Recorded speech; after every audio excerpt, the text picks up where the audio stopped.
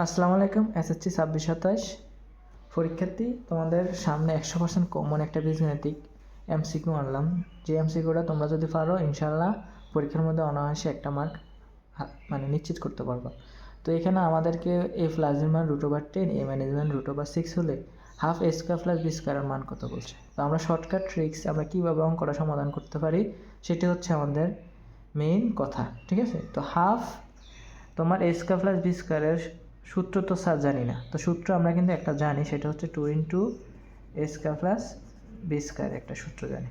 ওই সূত্রটা আমরা কি জানি স্যার? এটা জানি A plus B whole square, তোমার A plus B whole square plus A minus B whole square, ঠিক আছে।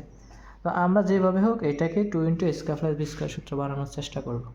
তো এখানে দেখো হাফ যেভাবে আছে এভাবে রাখলাম, ঠিক আছে। এখানে আমি এটাকে 4 বানিয়ে দিলাম আর এটাকে 2 × A square plus B square দিয়ে দিলাম। ক্লিয়ার? তো এইখানে দেখো যদি আমি 2 দ্বারা সাইডের ভাগ দিই, 2 × 1 = 2, 2 × 2 = 4, তাহলে আর হাফ থাকে, ঠিক না? তো এইখানে আমি এতটুকু এই সূত্রটা প্রয়োগ করতে পারি, আর 1/4 যেভাবে আছে ওইভাবে থাকলো। হ্যাঁ, তোমরা পরীক্ষার মধ্যে শর্টকাটভাবে করে ফেলবে A plus B whole square plus A minus B whole square.